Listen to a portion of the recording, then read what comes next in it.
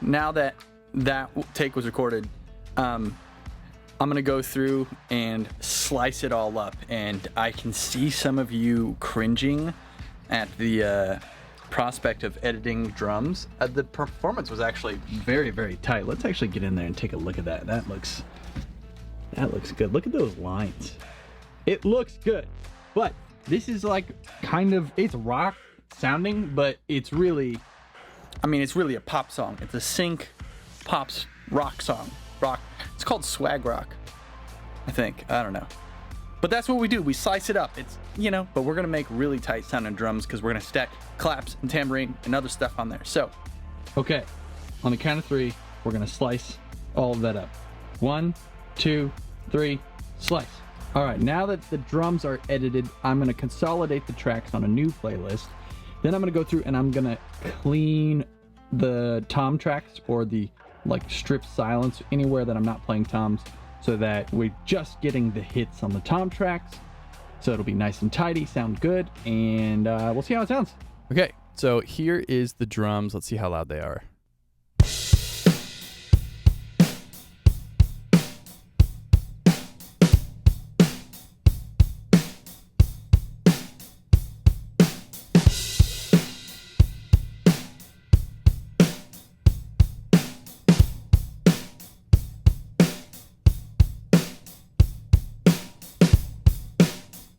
And I'll jump forward a little bit so we can hear some tom action.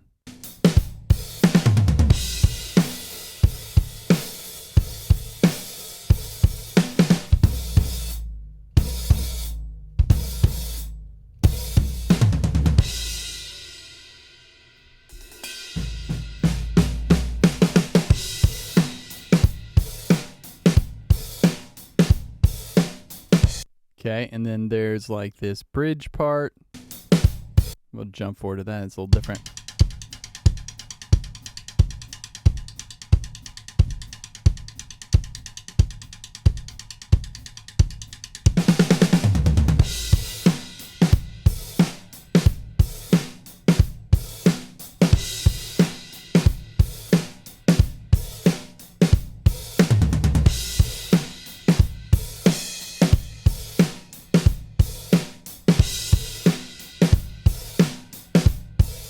We go to the big crash.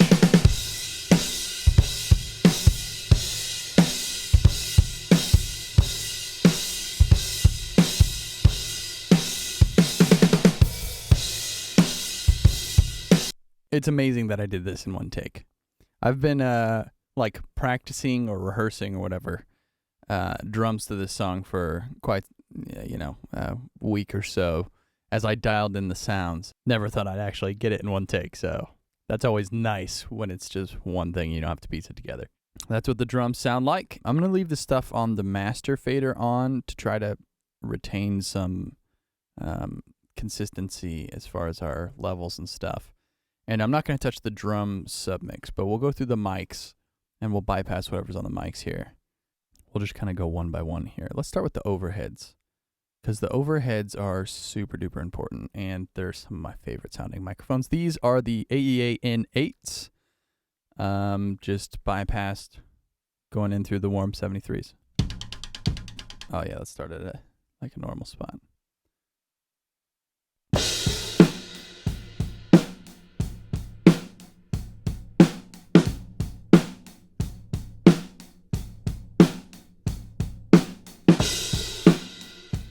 So smooth on the those cymbal hits.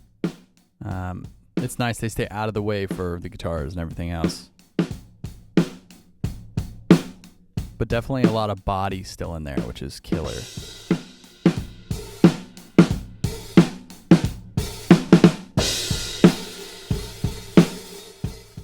Yeah, those are my absolute favorite overheads for drums. They sound fantastic.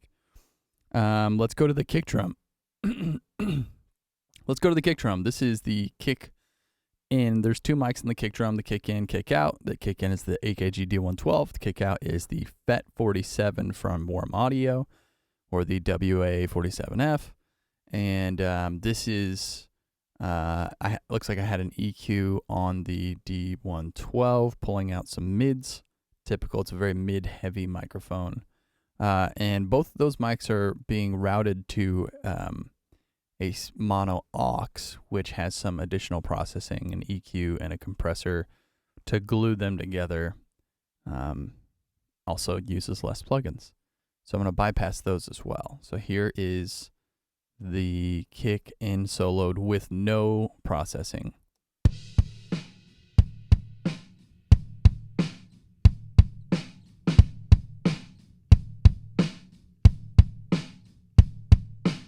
You know, what's interesting about the D112 is I've been using it since I was like 15 or 16 years old. Remarkably consistent microphone. You're going to get a lot of mid-range punch, not a lot of sub-frequencies or super low frequencies on it. It's got a great attack. It sits nicely in the mix. It doesn't sound that great soloed, but in the mix. Let's add it in with the overheads here and see what that does.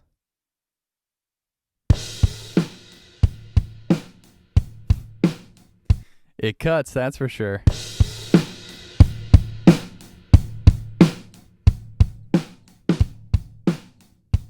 That's funny.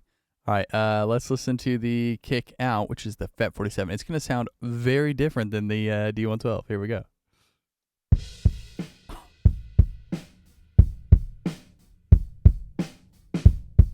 Wow. And the two of those mics obviously complement each other perfectly. So let's add them both together. And you can see, you can kind of blend them to taste. If you want more attack, see how I'm using my fader because I'm cool.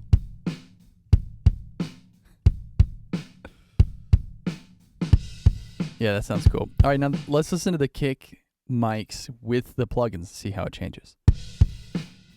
I'll do the individual EQs. Already nicer. Getting rid of some of that low mids. Scooping more mids. Little attack. 10K. Boosting some 60 hertz there. And then the compressor. Really pumping here. Probably adjust the release on that a little bit. Yeah, that's nice. Let's add that in with the overheads and throw the plugin on the overheads. Actually, let's listen to the difference just of the overhead soloed.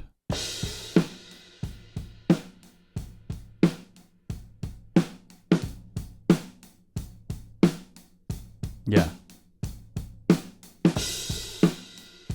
So the N8s soloed with no plugins on them sound very smooth and not overbearing in the high end. But because of the way that those ribbons capture like the transients and the cymbals and the drums, you can boost the high end to get that clarity that you may or may not want. I'm using this Pultec EQP1A from Apogee, and it makes a big difference on the upper high frequencies. Look at this. So I'm boosting 12K at a broad bandwidth, and then there's just the tiniest little bit of boost and attenuation at 100 hertz. Listen to the difference again.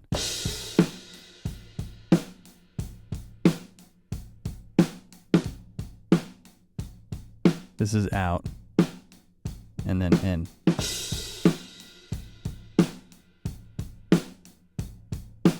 Out, in. Let's add in the kick drum. Come on, bro. Come on, bro.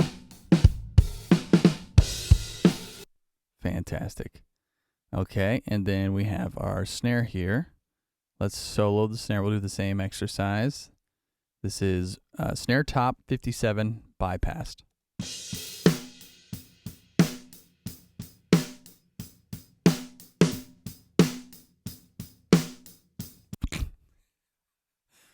Sounds great. I mean, dude, these mic pre's are great. I mean, it's a 57, you know? The snare drum is phenomenal. It's the Gretsch bell brass. And, the snares are just tightened at just like the perfect, tension. And it's a lower tuning. And I've got some gaff tape all over it. I rolled up some paper towels and I taped the paper towels. So it's kind of hanging off like the old tea towel kind of move. And it just, it's great. And then here is when we add in the Neve 1084 EQ. Definitely some top. Yeah, so we're boosting top at 16K, bottom at 220, and then rolling off a little bit at 45. Yeah. Then we add in the 1176. That's just that compression for that consistency. And then let's add in the overheads and kick with that. We'll do overheads and kick with no snare. So we're going to add in the snare top now.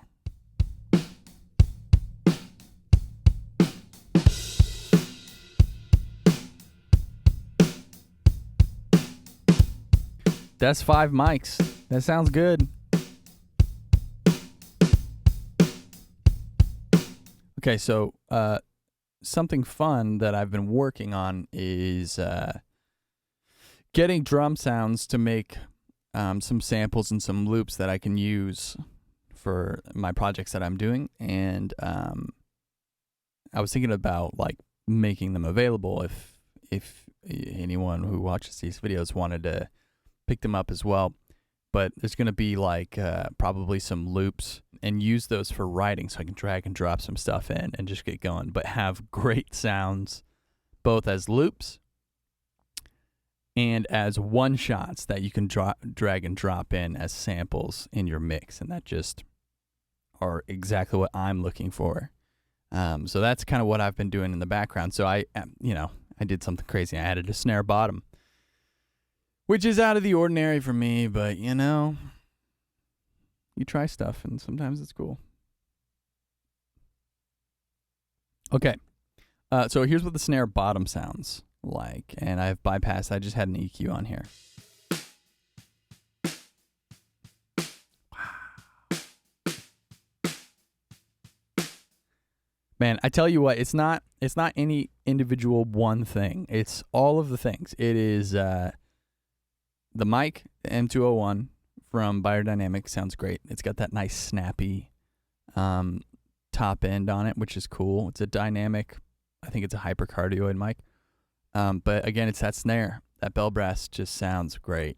And it's the mic pre, these WA-73s. It's like headroom, it's depth, clarity, meat, just feels thicker. And that's a mic that should not feel thick. Okay, let's see what the EQ's doing. Little boost. Yeah, so we're getting more of that snap. It's at the top mic.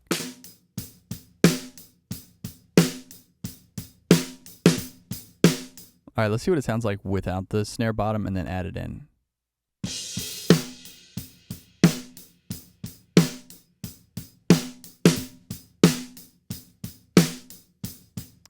Yeah, and then of course these all work perfect with the overheads.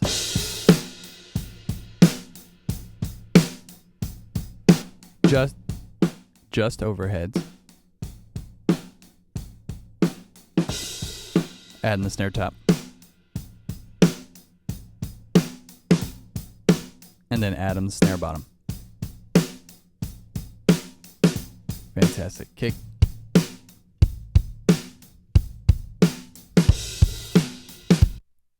I'm already pumped about that.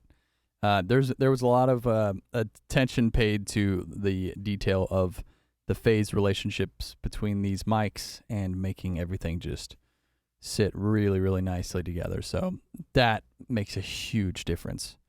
So it's the gear, but it's also the drums, and it's also the placement, the decisions on positioning and stuff like that. All of that stuff matters. It's not any one particular thing, but every little thing makes that much of a difference. And when every little thing is that much better than it, when you solo stuff, it's like, this is great. Let's go to the toms. Here's like a regular fill. I'll turn the EQs off, and let's just listen to the toms. Yeah, that's oof. We're in audience perspectives. I'm sorry about that. Gross. This is gross. Okay. So let's put the snare in there as well. Now let's listen to just the toms. See how I got them faded out real quick on that downbeat? Let's put the overheads into.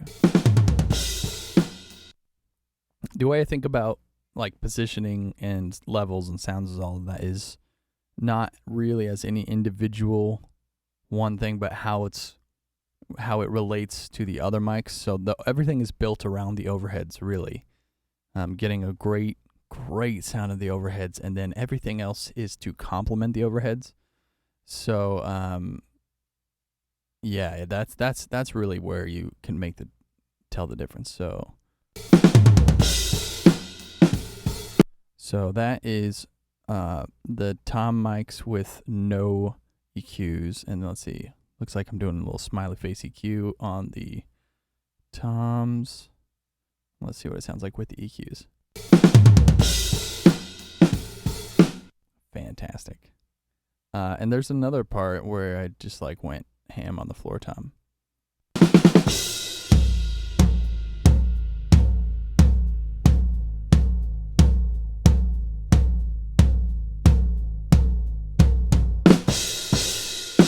Yeah, there's a bunch of fills in here. So I add the snare in and the kick. Hear these fills with everything.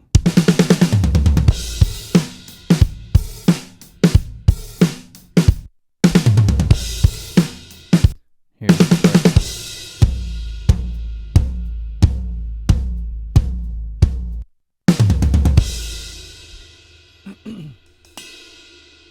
So as you see, I've cleaned up the tom tracks so that they only come in and out when I'm actually playing them, so we're not getting all of the vibrations of the toms throughout the song. To be totally frank, like they sounded good in there, but just again, that one little detail added to all of the other details does make a difference. All of those decisions add up and make for the final result, which matters. All right, next, let's throw in the mono room. This one was great. I've been experimenting with mono rooms lately, and I've historically been a stereo room guy, but the mono room is a secret. It's a secret weapon, because when you have a bunch of stuff pan stereo, that mono room cuts.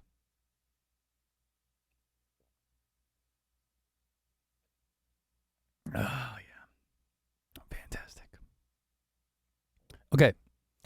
This is the Warm 251, and it's just in the middle of the kit. It's about 6 or 7 feet away from the kit, and it's about chest height to me. Oh, also, I'm actually compressing this on the way in, so that's why it sounds a little compressed. This is going through the Universal Audio 1176 on the input side, so it's already compressed, recorded to Pro Tools, so that it's going to have a little more energy to it.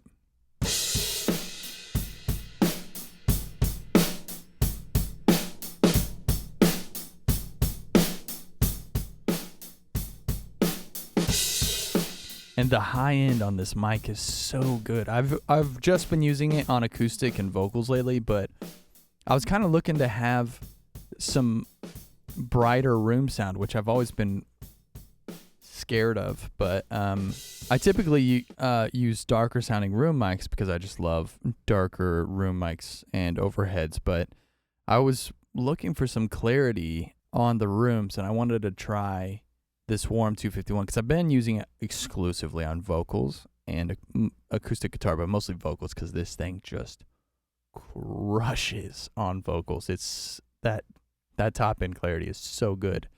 But this is my first time trying out drums, and it seems to sit really, really well. Let's hear it in the context of the over. Actually, let's put I have another 1176 on it, just because I'm a mad lad. We're just crushing things.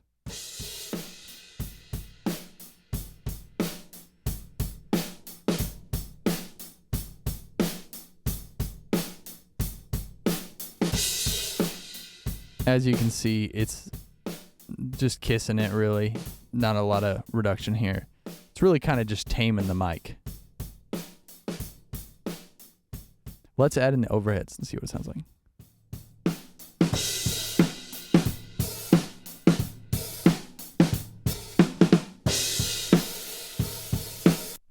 And I don't know how this translates through YouTube, but what I notice when I'm adding things in is there's a fantastic phase relationship between these mics, meaning when I add in a new mic, there's nothing that's being taken away from what I'm hearing. It's only adding, which is ideal. You don't want to add in a new mic and then lose something from other mics. So, let's listen to the close mics and the mono room together. Oops.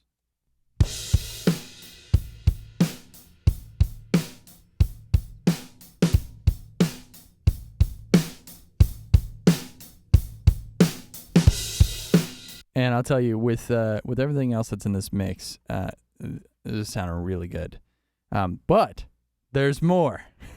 All right, this next mic, I've actually had for a while, and I have not used because I was like, I don't need it, is what I thought. I don't need it. But this thing is another little secret weapon. It is a harmonica mic called the Harp Blaster by SE Honer. It's like I think a collab between those two companies. And it's got like a little knob on the back. I don't know what it does, if it compresses it or distorts it or something. If it does distort it, it's very subtle. Feels more like a compression. But I just turned it all the way up because, So let's listen to it soloed. And if my memory serves me correctly, it sounds terrible soloed. But in the mix, it sounds crazy good.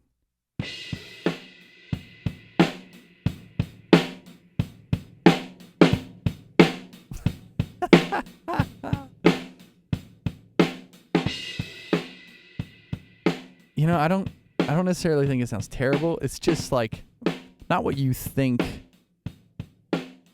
you need in your drum mix. But when we add it in with the rest of the mics, it's crazy what a difference it makes. Okay, let's throw this EQ on and see. I don't even know what the EQ is doing. Nothing. There's literally nothing. Well, I'm just gonna make that inactive. Sometimes I'll throw an EQ on just to check the phase. So this mic, I'm just recording straight in. It sounds great. Let's see what the difference is with all the other mics without the Harp Blaster and then with it. So here we are, A being the two.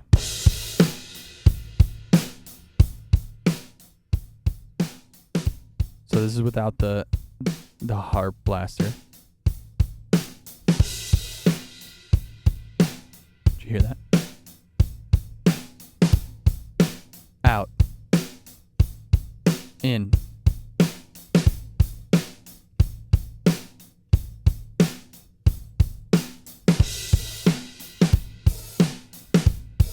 I don't even know.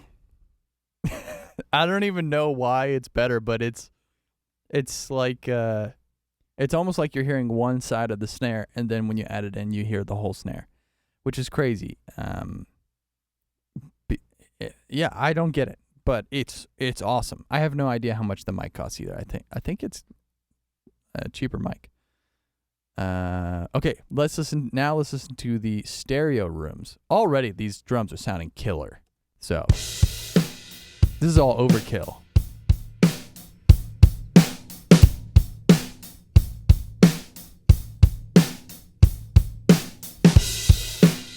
Yeah, fantastic. All right, let's add in these stereo rooms.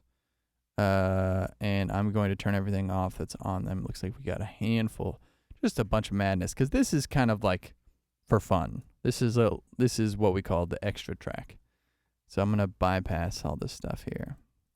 Here are these mics, soloed. These are the stereo rooms, Biodynamic M160s.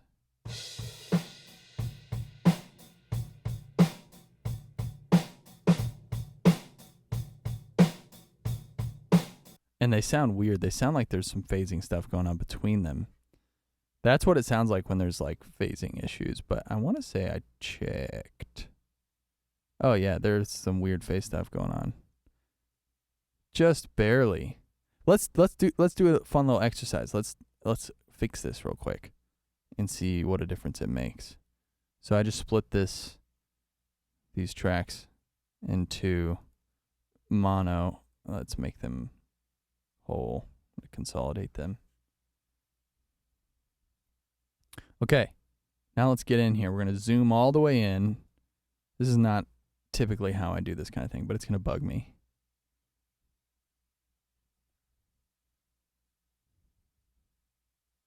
Okay, there we go. Yeah, so it's like they're kind of in phase some of the time. Let's find, where was I? Let's go here. The biggest transient. Yeah, that's weird, huh?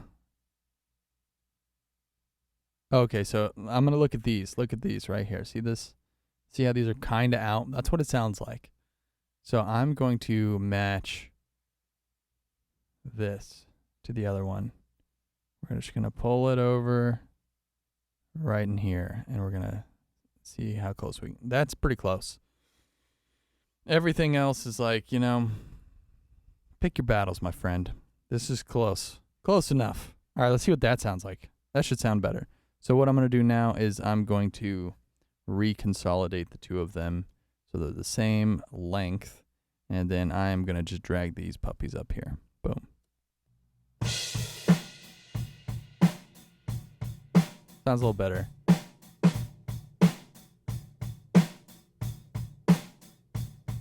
Call me crazy. The kick sounds weird between the two. Guys, listen. I'm not perfect, and neither are these room mics. But in context, I think they sound pretty cool. So let's see. Before we turn on all the plugins and stuff, let's see what these room mics do to the drum sound. So I'm gonna go back to soloing the drums, and then I will add in the room mics. So here it is without the stereo room mics. Let's go to top here. That's everything.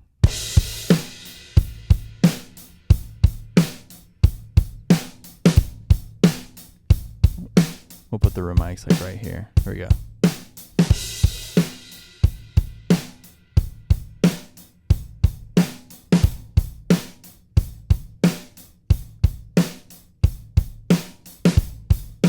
Sounds like just a little bit more room without it. With it.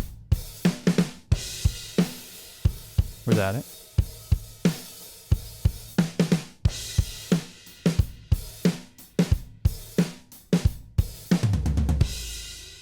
Yeah, you can really, those really come in on the tom fills. Sound nice. Okay, let's add in some of this crazy stuff here. 1176.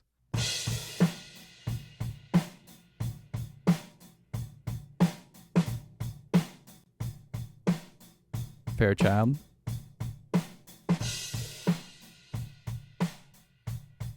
Pulling some of the low mids out. The SPL is how you make things get out of hand. And sometimes that's exactly what I want. I want things to get out of hand. So let's listen to before the SPL and after. Reasonable.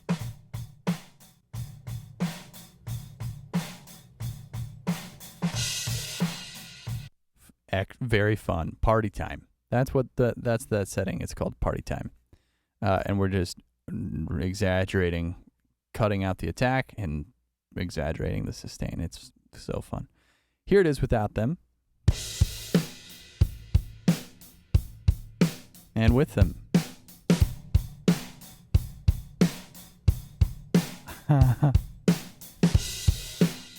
Without.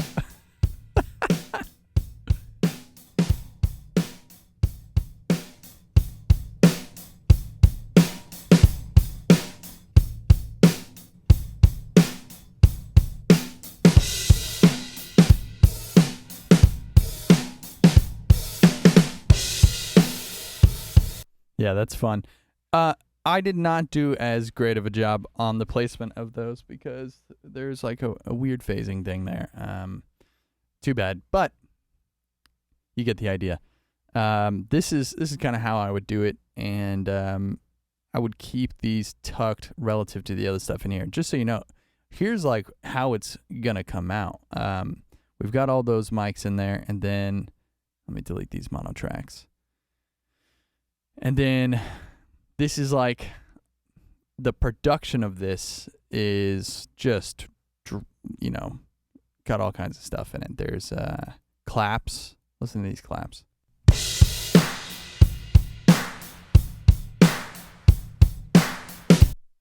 So the snare has a lot of attack and meat, and then the claps kind of are more distant and have a slower sort of sloppy flam around it, which really fills it up. That's a grit clap from the sound library, that sound. It's so good. And then tambourine.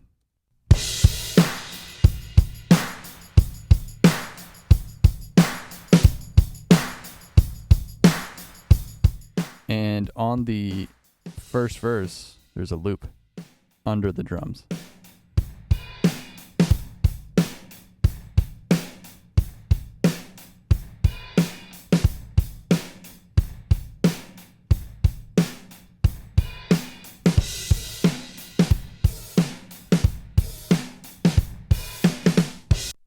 And then this all comes back.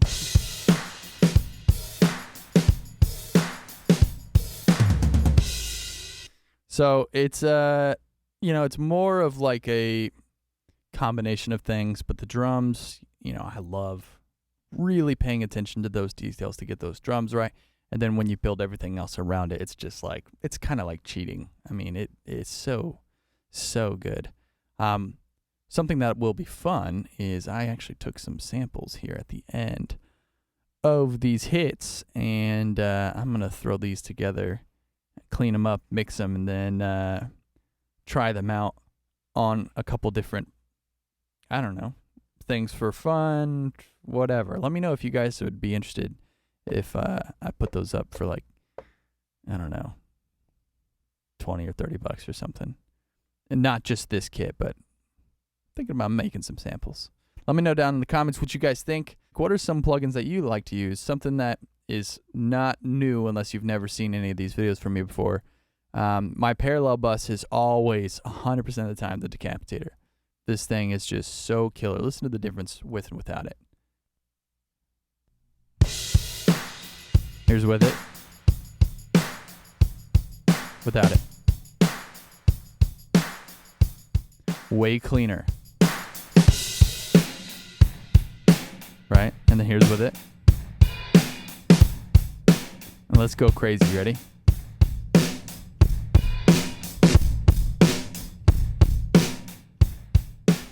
It's just adding pressure, And that is fun. Yeah, that's the decapitator. That's my favorite parallel bus on drums. And that's what I use. The drum bus, same stuff. Pultec from Apogee, smiley face, low and high boost. This is the FG virtual bus compressor from Slate. I love this thing. Let's see how much we're hitting it.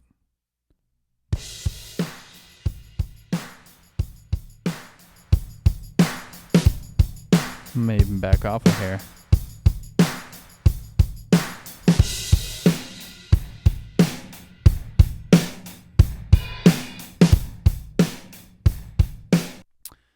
Yeah, man. I love this type of sound. I love this kind of rock stuff, and I don't get to do it a whole lot. I did a couple rock records. Just to name drop for a second, I never do this, but I did a record with Weezer, and we cut everything live together to tape with everyone in the same room at the same time. We wound up going back and overdubbing, individual parts, but the drums, everyone played with the drums initially, and we used the same overheads. It was an R88, but it's the same ribbons, and crushed it on the input. And man, it was so mono room. I'm trying to remember what it was. I think it was like a 47 or something. Can't remember what the room mic was, but I actually have the sessions from that one, and then I also did the Ghost BC record, Melioria. Can't remember how the hell it was called. Spent like 3 weeks on that. That was fun. Did all the drums to it.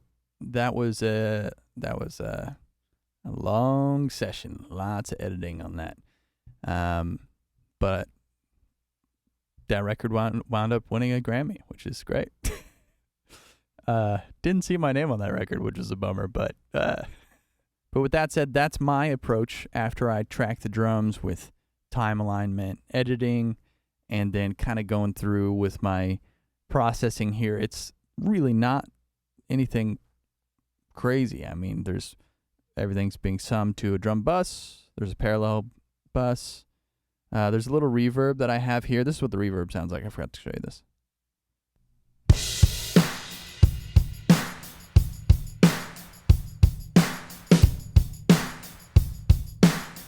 Without it, probably a little much. And this is actually just like a room sound from Clear Mountain Spaces. It's the default setting, the Apogee Studio, which is, we did a studio tour there. They did a impulse response to that room, and that's what I'm using on my drums. It sounds really good.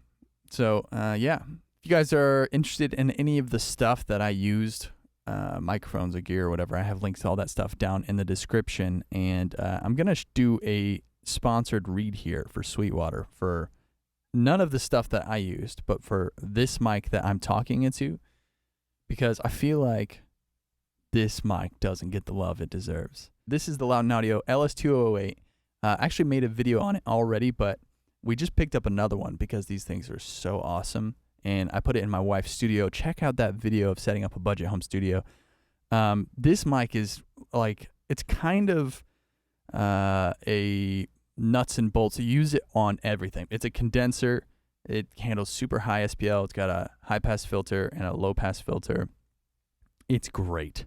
It's like a much clearer, I don't know, more sexy version of what you would use maybe an SM7 for or something like that. But it's great. And I feel like Loud & Audio doesn't get the love that they deserve. And they make some really great mics. I have a few of them. And this one I use literally every day. It's so good. But yeah, if you want to check that out, there's a link to it down in the description. Thank you, Sweetwater, for sponsoring this video. And I will see you guys in the next video.